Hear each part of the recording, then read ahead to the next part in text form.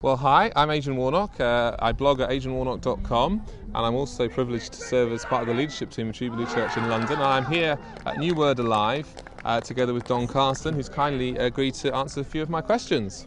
Thank you for joining us, Don. My privilege. Excellent. So, Don, you're obviously a busy man. You do all kinds of things, write books and lecture and all the various things you do. And yet you and John Piper and later this year Mark Driscoll, all sorts of American guys keep coming over here. Why do you think that is? Why do you come?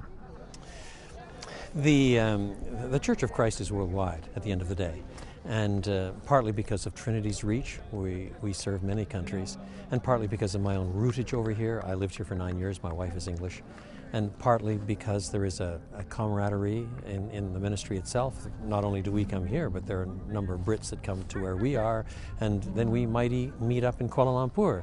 That's the way the church is increasingly. There's a global reach. And we lean on each other, gain support from each other, and try to bring glory to Christ in different ways in different parts of the world.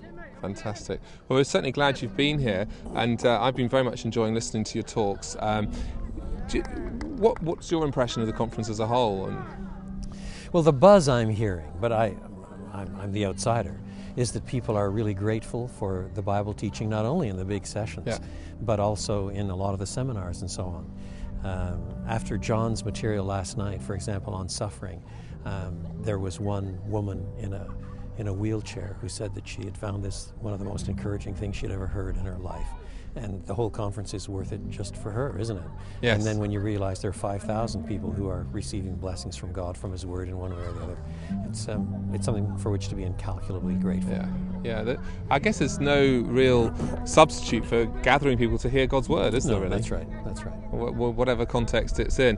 And it's interesting because, I've just been talking to John, who obviously gave up theological life to become a pastor, and I guess you've devoted your life to training pastors. Is that a fair way of describing it? Yes, I started off in pastoral ministry. Okay, he started off in theological education. So you did it education. the other way around, I went the other way around. And, there are dark moments when I wish I hadn't. But it's probably not fair. You can't second guess either yourself or God all the time. It's not right. But about 15 years ago, I almost left Trinity to go to a church, and it was a church near a major university, and I wanted to do the sort of thing that John was doing.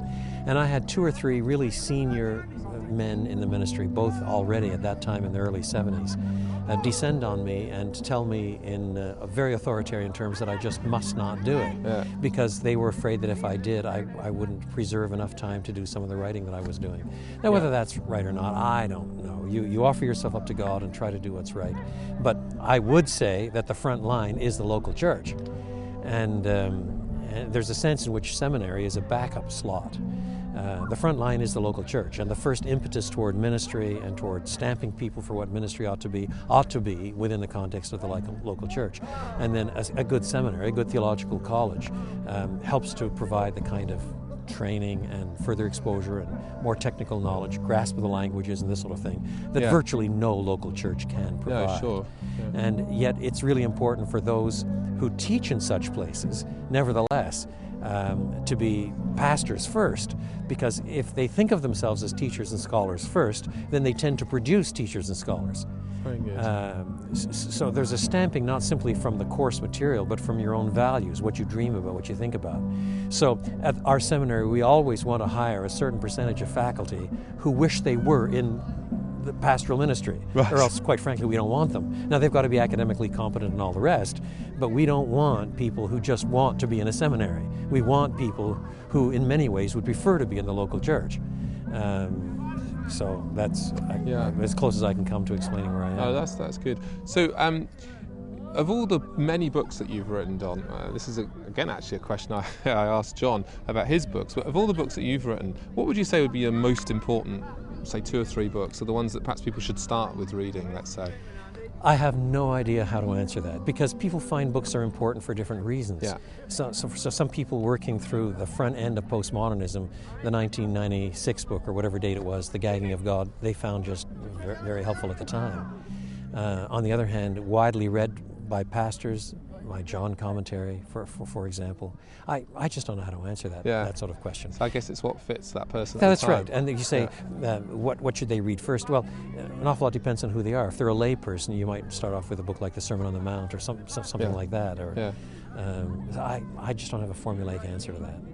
Okay. For pastors today who are in small churches and sometimes feel discouraged and wonder if their life is worth it, what I'd now recommend is the one that came out just a month or two ago called Memoirs of an Ordinary Pastor.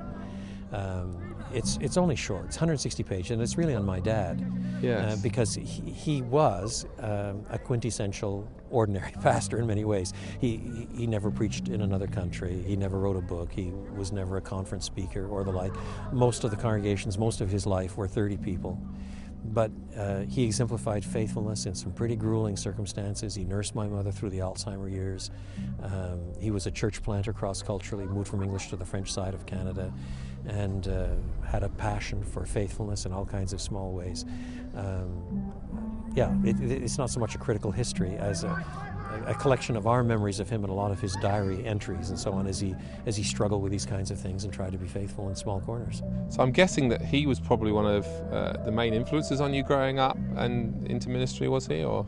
Well, not directly. When I left home, I had no intention of going into the ministry. In some ways, I was closer to my mother. Right. Nevertheless, his pattern certainly has stamped me. But I started off in chemistry and mathematics. I had no intention of going into the ministry. And that came about by other things. But undoubtedly, in all kinds of subliminal ways I scarcely recognize, his pattern has affected me. But it wasn't a kind of direct thing, I want to be like Dad sort of thing. Right, it wasn't that at all. So who did influence you most to make that kind of jump from chemistry to theology? Well, that wasn't a single step either. I worked in a research lab in Ottawa for the federal government in air pollution, and I discovered that the people in this lab, I had a good budget, I had a good project, I enjoyed what I was doing, but most of the people in the lab were either resenting it and waiting for retirement, or alternatively, chemistry was their god, and I didn't fit in either camp. I was enjoying it, but at the same time, another chap and I were trying to start a Sunday school in a new church up the valley. And that became more and more important to me as time went on. I remember a chorus that I learned as a boy playing out in my mind again and again. By and by, when I look on his face, beautiful face, thorn-shadowed face, by and by, when I look on his face, I'll wish I had given him more. And then that autumn, I heard a sermon from a man, I think I've only ever heard him preach 2 or 3 times, a sermon on Ezekiel 22, where God says, I sought for man to stand in the gap before me for my people, but I found none. And God used that in a powerful way in my life so that I wanted to cry with my whole being, here am I, send me. But none of that was planned. Another earlier step was the minister of the church I was in Montreal said that he wanted me to be his assistant one summer. And I said he had confused me with the theological students. I was chemistry. And I never did go and do it. But it was the first time I started thinking about it because some minister had tapped me on the shoulder and said I ought to be thinking about it. Okay. So there were many different things that God used providentially to move me away from chemistry and science and toward vocational ministry.